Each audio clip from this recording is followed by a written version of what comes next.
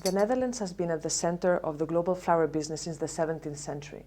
From cultivation to trade facilitation, the Dutch have managed to innovate and add value in an industry that's characterized by actually very low margins. Now, facing changing dynamics from emerging markets and increasing costs, there's pressures on the overall flower business that remain to be resolved. And here to tell us about how these challenges will be faced is Dirk Hogervorst, who has been involved in the Dutch flower cluster for over 25 years and was until very recently the strategy, marketing and business development director at FloraHolland, which is the main auction house in the Netherlands. Thank you for joining us, Dirk. FloraHolland sits at the intersection of the global flower trade. It'd be great if you could start by telling us about the current state of your industry and how it has evolved in the recent years. When we look to the last decades, the flower cluster was very successful. A lot of development, new varieties were born, new logistic systems, new sales systems, so a lot of development there. There were also new markets developed on the production side, in Africa, for example, but also on the consumption side. So the last decades were very successful for the flower cluster, and the cluster really became an international cluster with international linkages. The culture in the cluster is that it's an open and transparent system where people are willing to cooperate and to share information and knowledge with each other. The last years, I think there are some dark clouds on the horizon. What I see in recent years is that consumption is decreasing. There's pressure on margins and perhaps there are some slight overproduction. There are some challenging issues for the coming years for the flower cluster. Could you tell us a bit more about how the auction model works and creates value? So FloraHolland organized the marketplace with different types of service on it. There's the sales service, logistics service, financial service, marketing intelligence services, but core is the selling of the product. So FloraHolland organized the marketplace, and what we basically do is try to collect all the supply, all the varieties that are available in the flower industry into the marketplace, and on the other hand have as much as possible buying power. So organize supply and demand and then have systems to sell the product between the grower, the producer and the buyer. And one of the very important instruments there is the Dutch auction clock that provides market prices that are seen as fair by the complete flower industry. Mm-hmm. Flowers is an interesting industry, I think, because being an agricultural industry, you think about being low margin and that it's continually being squeezed. How do you see the model and the auction model evolving in this setting? The marketplace must be very efficient by handling the volumes. Flowers are a fresh product, you have to conserve them. They have a lot of volume compared to their value. So transaction cost is important, so investments in logistic systems, logistic standards, but also information standards are very important to make the trade in flowers as efficient as possible.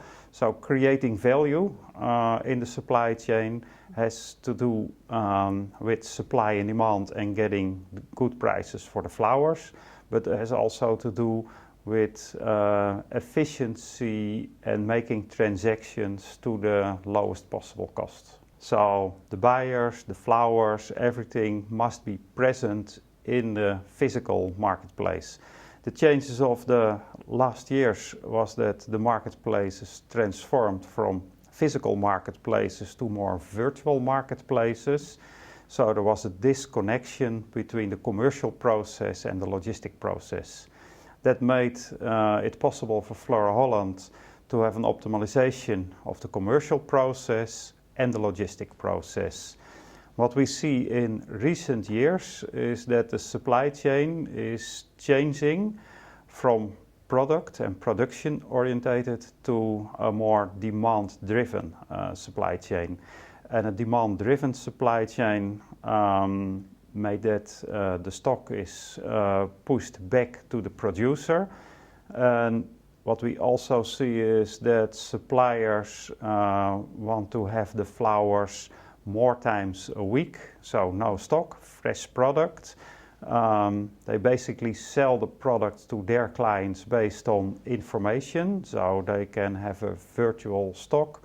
But that puts a lot of pressure on the complete system, because when it's demand driven, when the transaction is actually there, the buyers want to have the flowers as quick as possible. And transaction sizes in the flower business are quite small. It's a spot market, and the average transaction size in the auction clock selling system is less than 100 euros. Another trend that we're seeing is that there's rising input costs from energy costs, etc., and competition that is increasing from emerging markets. How are you addressing these trends? The cluster try to find ways where production is the best place to produce, and on the other hand, consumption is reachable. So what we see is that consumption also shifts more away from Holland. Traditionally, consumption markets were Germany, France, the UK. And now we see most of the growth in Eastern Europe, Scandinavia, Russia. So for the cluster, it's more challenging to have a good commercial process, but next to that, the most efficient logistic process. So one of the challenges is that the flowers not all physically go first to Holland and then to the final consumption market, but if possible more direct, because it's more efficient and cheaper, and gives more value to the cluster. Because when the cluster is adding cost, it's not strengthening the cluster. As a response to the increasing pressures, it seems that FloraHolland has innovated a lot, along with the other elements of the ecosystem of the cluster. Could you speak a bit more about how this innovation occurs, or give us a few examples of what those are? There are a lot of innovations in the selling systems. FloraHolland developed virtual selling, so that the product must not longer be present when it's sold. Innovations in logistics. For example, the flower industry developed a new type of truck, a longer truck that can contain more flowers, so it's more efficient, better for environment.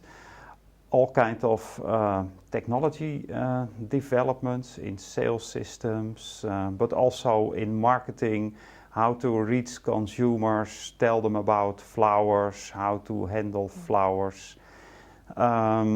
And there were also lots of innovations in growing flowers. So, for example, in the past, a lot of flowers need pesticides to grow, and there were a lot of developments that's not necessary anymore, because the industry, the growers, work with natural enemies, for example, of lice and so on. Great, wonderful. Well, thank you very much. Thanks for joining us today, and it's been a pleasure. Thank you. It was my pleasure. Thank you.